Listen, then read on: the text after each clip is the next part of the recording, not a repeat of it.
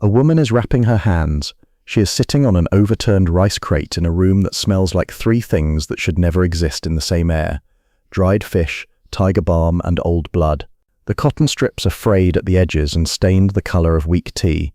She wraps the left hand first, around the wrist twice, across the palm, between each finger, back around the wrist, then over the knuckles in a figure-8 pattern that she has performed before every one of her 47 fights, since she was 14 years old. She does not look at her hands while she wraps. She looks at the door. The door is a sheet of corrugated tin, leaning against a concrete frame. It is open. Beyond it, a narrow alley leads to a street where a noodle vendor is ladling broth into styrofoam bowls under a single fluorescent tube that buzzes at the frequency of a dying insect. Beyond the vendor, motorbikes pass in both directions, their headlights cutting yellow lines through air that is thick enough to chew. It is 9 o'clock on a Saturday night in Bangkok, November 1971. The temperature is 32 degrees Celsius. The humidity is 90%. The air does not move. It has not moved since sundown. She finishes the left hand. She begins the right, around the wrist, across the palm, between each finger. The cotton tightens against her knuckles that are not smooth. They are ridged, calcified, resurfaced by years of contact with heavy bags filled with sand, with shins hardened by the same method, with the cheekbones and ribs and floating cartilage of 47 opponents who entered a ring with her and did not leave it the same way they entered. She has never lost. 47 fights, 47 wins, 43 by knockout. The 4 who were not knocked out were carried out, which, in this gym, in this district, in this city, is considered worse. She finishes wrapping the right hand. She flexes both fists. The cotton creaks. She stands. She is 5 feet 7 inches tall and 145 pounds, and every ounce of that weight has been built by a specific violence, the violence of Muay Thai, the art of 8 limbs, where the human body becomes a weapon system. 2 fists, 2 elbows, 2 knees, 2 shins, and a clinch that can break a man's posture the way a river breaks a dam, not all at once, but with a pressure so constant that the structure forgets it was ever whole. She walks to the ring. The ring is not a boxing ring. It is 4 teak posts sunk into a packed dirt floor, connected at waist height by a single rope braided from coconut fiber. There are no turnbuckles, no padded corners, no canvas. The floor is dirt compacted by decades of feet, stained in places by fluids that the dirt absorbed and kept. The posts are scarred with scratches from fingernails, from rope burns, from the involuntary clawing of men who were falling and reached for the nearest vertical thing. She stands at the center of this ring and looks at the door again. He is not here yet. She is not nervous. She has never been nervous. Nervousness requires uncertainty, and she has never been uncertain about what happens when she is inside 4 wooden posts with another human being. What she feels now is something else, a vibration, low and steady, in the base of her sternum. Not fear, curiosity. She has heard about this man. She has heard he is fast. She has heard he is skilled. She has heard he makes movies where he pretends to fight, and she wants to know if the pretending has ruined the reality, or if underneath the camera and the choreography and the applause, there is still something real. The door is still open. The alley is still empty. She waits. 72 hours earlier, 160 kilometers northeast of Bangkok, a man is sitting on the edge of a narrow bed in a small room at the Rim Tarn Inn in Pak Chong. The room is simple, a bed with a thin mattress, a wooden chair, a window that opens onto a street where chickens cross without urgency and tuk-tuks park beneath mango trees, a ceiling fan that turns slowly enough to count the blades. The man has been in this room for 3 weeks. He is filming a movie, his first as a leading man, and the days are 14 hours long, and the Thai sun does not distinguish between actors and laborers, and his body aches in the specific way that a body aches, when it has been giving everything it has to a camera that does not say thank you. He is eating rice from a bowl on the chair, plain rice with chili sauce. He eats with chopsticks, slowly, the way a man eats when he is too tired to taste but too disciplined to skip the meal. There is a knock at the door, a production assistant, a young Thai man who works as a local fixer for the crew, enters holding a folded piece of paper. The paper is lined, torn from a school notebook. On one side is a message written in Thai. Below it, in a different handwriting, the fixer's handwriting, is an English translation. The man sets down his chopsticks. He takes the paper. He reads it. The English translation reads, "The Chinese movie star says he can fight. I have fought 47 times and won 47 times. Come to Bangkok, Saturday, 9 p.m. I will be at the gym behind the fish market on Soi 14 south of Khlong Toei. Fight me, or admit you fear women." The man reads it once. He reads it again. He folds the paper along its original crease and slides it into the back pocket of his trousers. He does not change expression. He does not smile. He does not frown. He does not crumple the paper or throw it away or laugh the way a man laughs when he receives a challenge he considers beneath him. He picks up his chopsticks. He takes another bite of rice. He chews. He swallows. Then he asks the fixer one question. "Where is this gym?" The fixer's face changes. It is the face of a man who has been asked a question he was hoping not to hear. He knows the gym. He knows the district. He knows the woman. Everyone south of Khlong Toei knows the woman. She is called Sua, Tiger. The name is not a nickname in the way that Western fighters have nicknames, embroidered on robes, announced over loudspeakers, printed on posters. It is a replacement. Her given name has been forgotten. She is Sua, the way a street is a street. It is not a description. It is a fact. The fixer says, "Don't go." The man looks at the fixer. The man's eyes are steady, dark, unreadable, in the way that deep water is unreadable. Not because there is nothing beneath the surface, but because what is beneath the surface does not need to announce itself. "How far is Bangkok from here?" the man says. 3 hours. "Saturday?" "Yes." The man nods. He returns to his rice. The conversation is over. The fixer stands in the doorway for a moment, holding the frame with one hand, and then he leaves. He closes the door behind him. He walks down the corridor of the Rimtarn Inn and does not mention the note to the director, or the producer, or anyone on the crew. Neither does the man. Saturday, 8:17 p.m. A taxi, a pale blue Toyota Crown with a crack in the windshield and a plastic Buddha on the dashboard, pulls to the end of a narrow soi south of Khlong Toei. The driver does not want to go further. The soi narrows past the taxi's width, and the light from the main road does not reach more than 20 feet into it. Beyond 20 feet, the alley is lit by whatever escapes from doorways and windows, scraps of fluorescence, the orange glow of cooking fires, the green flicker of a television behind a curtain. The man in the back seat pays the driver. He does not ask for change. He steps out of the taxi into air that hits him like a warm, wet towel pressed against his face. Bangkok at night in November is not the worst of the city's heat, but it is heat that does not negotiate. It sits on the skin and stays. He walks into the soi. The alley is 3 feet wide at its narrowest point. The walls on either side are concrete, stained with water damage and mold, strung with electrical wire that loops from building to building in patterns that suggest no electrician was ever consulted. He passes a doorway where an old woman is sitting on a plastic stool fanning herself with a folded newspaper. He passes a cage of chickens stacked 3 high. He passes a stack of fish crates, wooden, slatted, the smell of dried anchovies so concentrated that it becomes less a smell and more a texture, something that coats the inside of the nostrils and stays. He is wearing a black t-shirt, dark pants, flat-soled shoes. He carries nothing, no bag, no water, no entourage, no translator. He left the Rimtarn Inn at 5 p.m, rode 3 hours in a bus to Bangkok's northern terminal, and took the taxi from there. He told no one where he was going. The note is still in his back pocket. He reaches the end of the soi.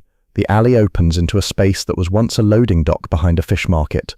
The market is closed for the night, its metal shutters pulled down, but the smell remains: fish scales, brine, the iron undertone of blood from the gutting tables. Beyond the loading dock is a structure that occupies the space between building and ruin.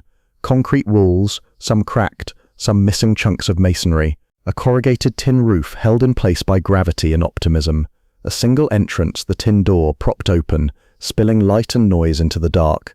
He stands at the entrance and looks inside. The gym, 40 feet by 60 feet. The floor is packed dirt, swept but not clean, the kind of dirt that has absorbed decades of sweat and blood and has turned a shade darker than the earth it came from. The walls are bare concrete with patches of exposed rebar where the plaster has fallen away. Bare bulbs, 4 of them, hang from wires stapled to the tin roof, casting circles of harsh yellow light that overlap in the center and leave the edges of the room in shadow.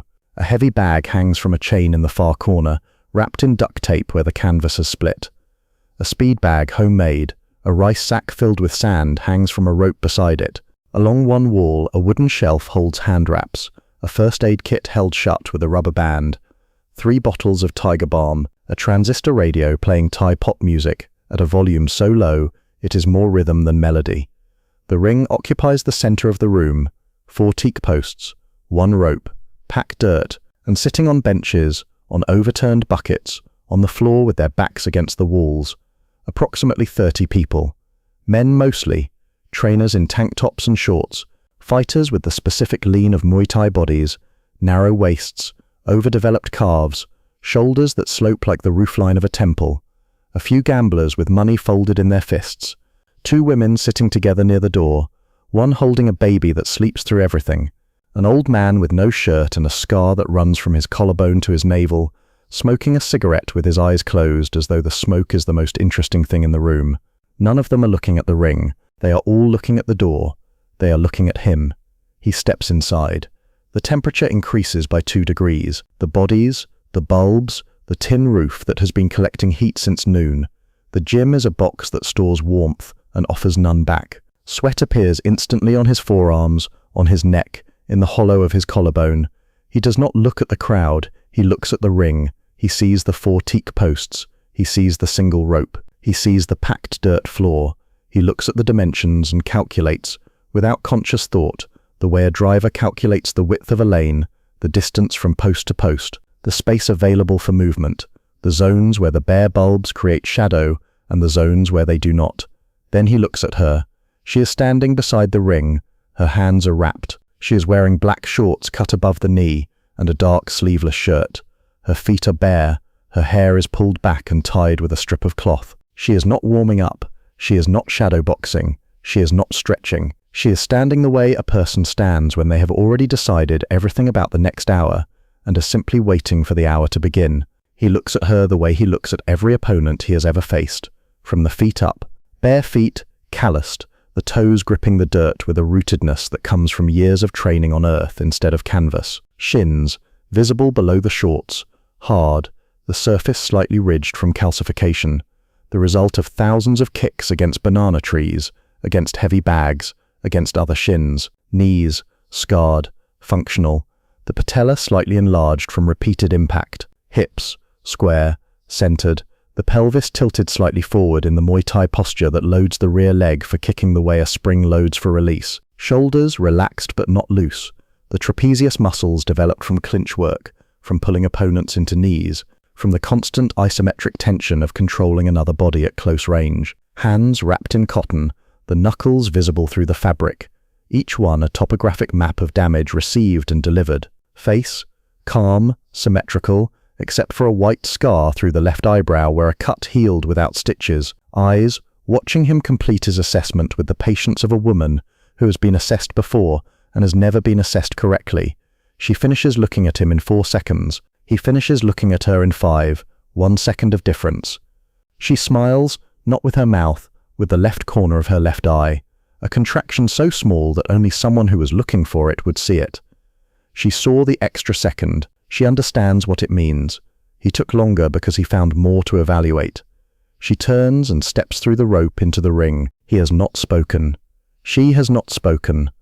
The gym owner, a man in his 60s, shirtless, former fighter, the muscles of his youth, now hanging on a frame that gravity has been renegotiating for decades, missing the index and middle fingers of his left hand from an accident or a fight or a debt that was settled in the way debts are settled south of Khlong Toei, walks toward the man in the black t-shirt. He speaks in English, broken, functional, the English of a man who learned it from American soldiers and Australian tourists, and never from a book. No rounds, he says. The man nods. No time. The man nods. No referee. The man nods. Elbows. The gym owner taps his own elbow. Knees. He taps his knee. Clinch. He mimes the grip. Hands behind the neck, pulling down. Everything. The man nods. She has never lost, the gym owner says. He does not say it as a warning. He says it as a weather report, a fact about the environment that the man is about to enter. The man says one word, good. The gym owner studies him.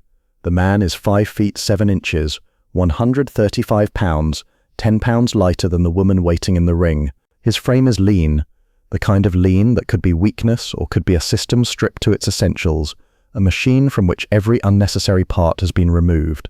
She will use elbows, the gym owner says again, as though the man did not hear him the first time, or as though the word elbows requires a second delivery to convey its full meaning. The man says the same word again. Good. The gym owner looks at him for 3 more seconds. Then he nods, not to the man but to himself, and walks back to his bench. He sits. He crosses the arms that no longer have all their fingers. He does not seem concerned for the man's safety. He seems concerned for something else. Something older than safety. Something that has to do with what happens when 2 people who have spent their entire lives perfecting different answers to the same question finally stand in the same room and ask it. The man removes his shoes. He places them neatly beside the ring post, side by side, toes pointing toward the wall.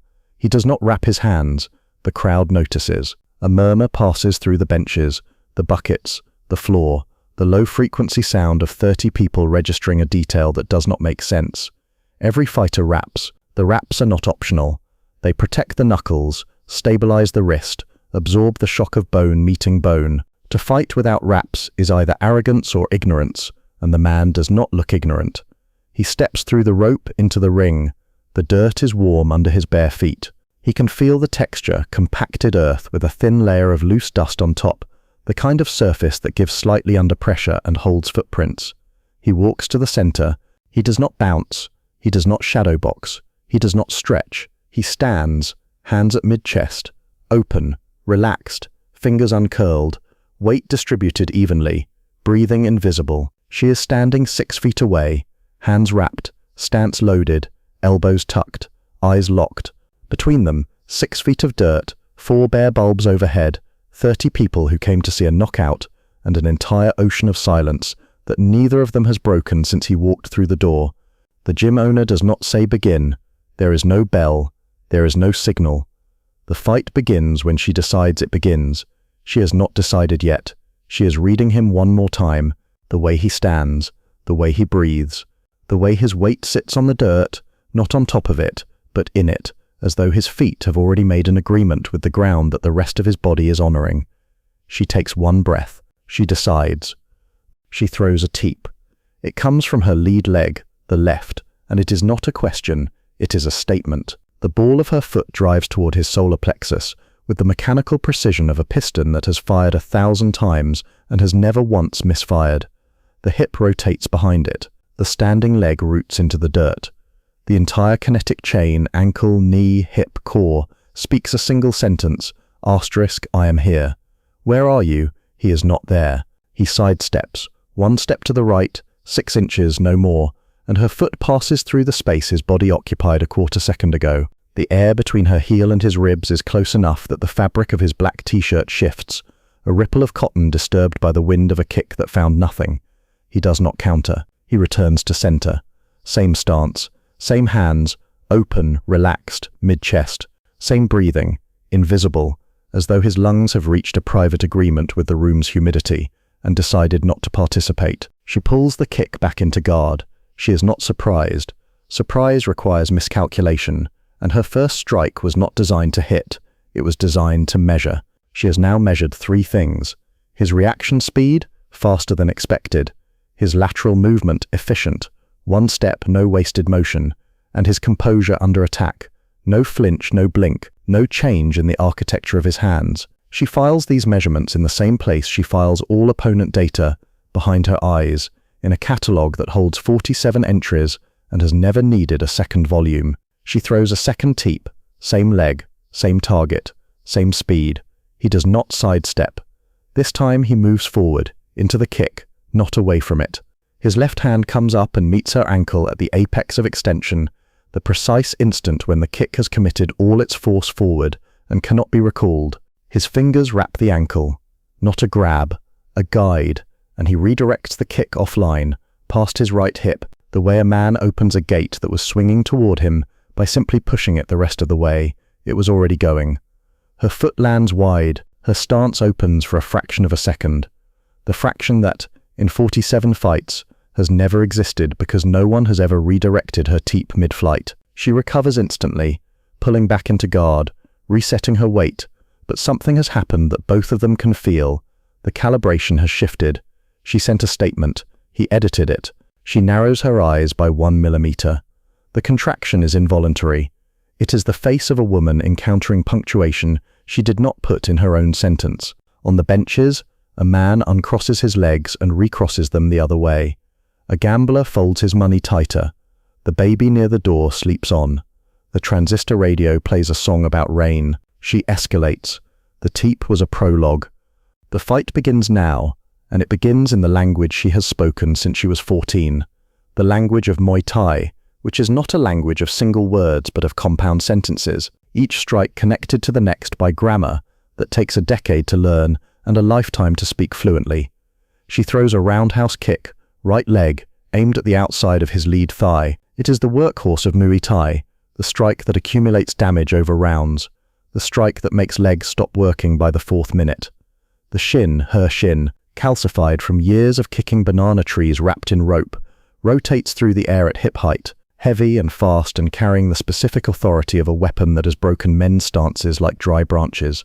He checks it. His lead leg rises, shin rotating outward to meet hers, absorbing the impact at the muscular center of the calf rather than the vulnerable flat of the thigh. The sound is a dense, flat crack, shin meeting shin, bone density against bone density. It echoes once off the tin roof and dies. Neither of them reacts to the impact, neither of them winces. They are both made of the same material, years compressed into the surface of the body, until the body stops distinguishing between giving force and receiving it. She does not pause. The roundhouse was the first word. The second comes immediately, a horizontal elbow thrown from the retraction of the kick as her body rotates back to center. The elbow is the short-range weapon of Muay Thai, the strike that opens cuts, that splits eyebrows, that ends fights in the space between 2 heartbeats. Her right elbow slices toward his temple on a lateral arc that covers 12 inches of distance, in a time frame that most human nervous systems cannot process. He slips it. His head moves backward, not a lean, not a pull, a retraction of the neck that takes his skull out of the elbow's path by 1/2 inch. He can feel the point of her elbow pass in front of his face. He can feel the heat of it. He can feel the displaced air touch his cheekbone like a whispered warning from a weapon that does not whisper. The third word arrives, a knee, driven upward from the clinch range she has entered during the elbow's follow-through. Her hands have not touched him, but her proximity has closed the distance to the range where knees become the primary weapon. The knee rises toward his floating ribs, powered by a hip thrust that carries her entire body weight behind a single joint. He pivots, a quarter turn counterclockwise, his lead foot rotating on the ball, his rear foot stepping offline. The knee passes the space where his ribs were and continues upward into air. She is now slightly overcommitted, her momentum carrying her forward past his new position. Her stance open for a window that lasts approximately 0.3 of a second. He does not strike through the window. He lets it close. He returns to center. The crowd shifts. A collective adjustment of posture, spines straightening, heads tilting forward. The involuntary geometry of 30 human beings who have realized they are not watching what they came to watch. They came to watch a knockout. They are watching something else. She resets. She breathes once, through her nose, the exhale visible as a slight flare of her nostrils. She has thrown her 3-piece combination kick, elbow, knee, the sequence that has ended 30 of her 43 knockouts, the combination that is as natural to her as a sentence she has spoken every day of her adult life. None of the 3 struck him. Not because he is faster, he is fast, but she has fought fast men. Not because he is stronger, he is not stronger. She outweighs him by 10 pounds, and her shins could crack a coconut. Not because he is lucky. Luck is what happens once. This has happened 3 times in sequence. It is because he is reading her. She feels it, not as a thought but as a sensation, a change in the quality of the air between them. He is not reacting to her strikes. He is reading the architecture of her movement, the way her hip loads before a kick, the way her shoulder drops before an elbow, the way her center of gravity shifts forward before a knee. He is seeing the sentence before she finishes writing it. She has never been read. She throws the combination again. Kick, he checks it. Same position, same angle, as though his leg remembered the first one and simply repeated itself. Elbow, he slips it. Same retraction, same 1/2 inch margin. Knee, he pivots. Same quarter turn, same offline step. But this time, something is different. When the knee passes and she recovers, he is standing in the space where her third strike would have gone if she had a fourth. He is not blocking, he is not countering, he is occupying. He is standing in the future of her combination, in the space that her pattern needs for its next repetition. And by standing there, he has made the pattern impossible. She stops, not because she is tired, not because she is hurt. She stops because she has just felt something she has never felt in 47 fights. The sensation of being understood, not defeated, not outmatched, understood. The way a musician feels when another musician hears the melody underneath the solo, the structure beneath the improvisation, the architecture beneath the noise. She is breathing harder now, not from exhaustion, from the metabolic cost of recalibrating a system that has never needed recalibration. He is not breathing harder. He is standing in the same position, with the same hands, the same open fingers, the same invisible respiration, as though the last 2 minutes happened to someone else, and he was merely present for them. She clinches him. It is sudden. It is deliberate. It is the decision of a woman who has determined that the striking range belongs to him and the clinch range belongs to her, and she will fight this war on her own territory. Her hands shoot behind his neck. Both hands, fingers interlocking, elbows pressing against his collarbones, pulling his head down toward her chest. This is the Muay Thai clinch, the close-range grappling position, where knees become hammers and elbows become blades, and the fight becomes a conversation held at a distance of 0, where every argument is settled by whoever controls the posture. She has clinched men who outweigh her by 60 pounds. She has pulled down the heads of men who are 6 feet tall and driven her knee into their livers, and watched the life leave their legs like water leaving a cracked vessel. The clinch is her kingdom. She rules it with a ruthlessness that has no anger in it, only precision, only repetition, only the accumulated certainty of 1,000 hours spent in this exact position, doing this exact thing. She drives a knee toward his floating ribs. It rises fast, hip rotating, standing leg driving into the dirt, the knee accelerating through a short arc designed to land with the force of a baseball bat swung at close quarters. He drops his center, not by bending his knees, by changing something beneath the knees, something in the architecture of his pelvis, the engagement of his lower core, the relationship between his feet and the earth beneath the dirt. He becomes lower without becoming smaller. He becomes heavier without gaining mass. The knee aimed at his ribs passes over his hip by an inch, and her force, which was designed to drive into a solid target, drives instead into air and pulls her momentum forward. And then he does something she has never felt. He rotates. Inside the clinch, with her hands still locked behind his neck, he spirals, his shoulders turning counterclockwise, his hips turning clockwise, creating a torsion in his torso that transfers through her locked hands and into her elbows and into her shoulders and into her stance. It is not a push, it is not a pull, it is a redirect, a spiral that takes the energy she loaded into the clinch and sends it back through the same channel it arrived in, like a wave hitting a seawall and returning to the ocean with exactly the force it brought.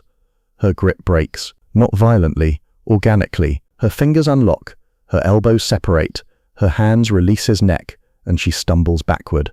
1 step, half a step, a distance so small it would not be visible on camera but is enormous in the context of this fight, in this ring, in this gym, because she has never, in 47 fights in 14 years, in a career built on the absolute sovereignty of her clinch, she has never been moved. The gym goes silent, not the silence of people choosing not to speak, the silence of people who have forgotten that speaking is a thing the human mouth can do. The transistor radio is still playing. The baby near the door is still sleeping. The old man with the scar has opened his eyes for the first time since the fight began and is looking at the ring with an expression that has no name in any language spoken in this room. She stands, she looks at him, he looks at her, and she sees it. He is not trying to beat her, he is not closing distance for a finish, he is not retreating for safety. He is standing at a range where both of them are vulnerable, the range where the next move must be honest, where there is no room for choreography, where whatever happens next will be true in a way that cannot be rehearsed. He wants to learn her. She feels this understanding arrive the way dawn arrives, not all at once, but as a gradual shift in the quality of the light. She has been fighting for 14 years. She has faced men who wanted to hurt her, men who wanted to prove something, Men who wanted to impress the gamblers on the benches and the trainers by the wall. She has never faced a man who wanted to learn her. She does something she has never done in 47 fights. She lowers her guard.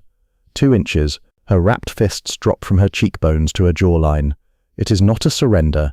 It is not an opening. It is an invitation.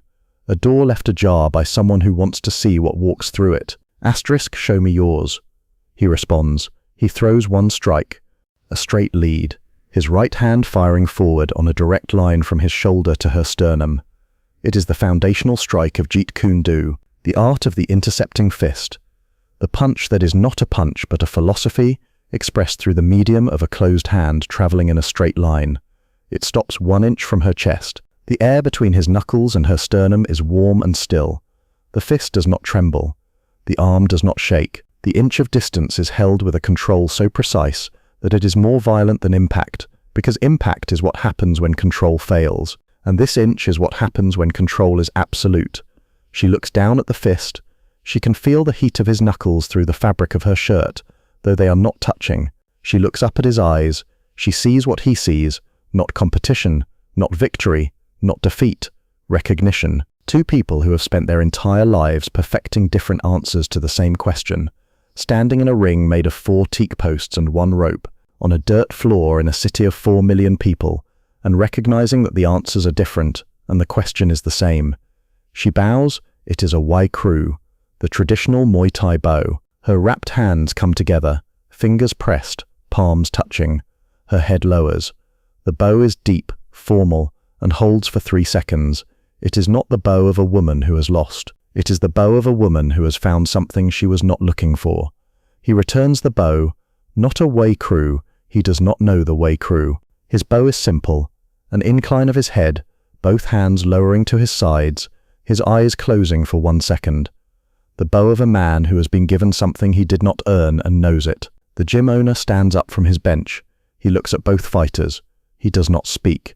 There is no winner to announce. There is no knockout to record. There is no money to settle. He sits back down. He crosses his arms. The arms that no longer have all their fingers hold themselves the way they always have, and the fight is over, the way certain conversations are over, not because someone ended them, but because everything that needed to be said was said. They sit on opposite ends of a wooden bench against the wall. The gym owner brings 2 bottles of water. Glass bottles, warm, the kind sold from coolers that stopped being cool 3 hours ago. They drink without speaking.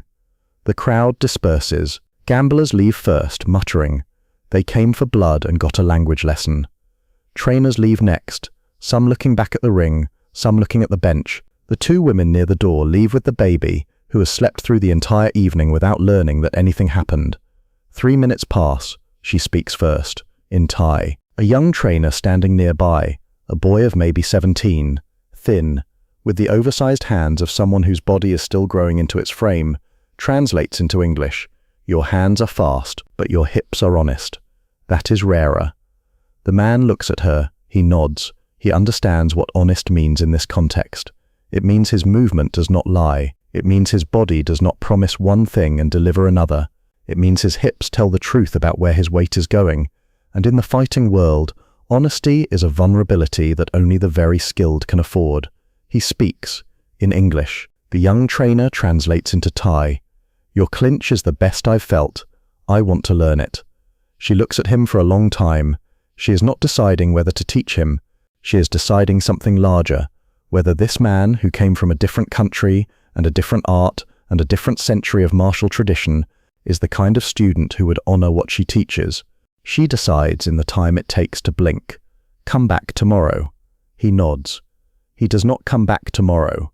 Filming resumes at dawn. He rides a bus back to Pak Chong in the dark, arriving at the Rimtan Inn at 4 a.m. He is on set by 6. The director does not know where he was. The crew does not ask. The invitation hangs in the air of the gym like smoke from the old man's cigarette, present, visible, and slowly disappearing. 1:07 a.m. A taxi. Different from the first. Same crack in the windshield. Different Buddha on the dashboard, as though all Bangkok taxis are variations on the same prayer, moves through the city. Neon signs in Thai script bleed color onto the wet pavement. A noodle vendor is closing his cart, stacking plastic stools on top of each other. A dog sleeps in the middle of a side street, and the taxi drives around it without slowing. The man is in the back seat. The window is down. The air coming through the window is warm and carries the smell of the city at night. Exhaust, jasmine, cooking smoke, rain that fell somewhere else and arrived here as humidity. He opens a notebook from the back pocket of his trousers, the same pocket that held the note, which is still there, folded, warm from his body heat. The notebook is small, black, spiral bound. He opens it to the next blank page.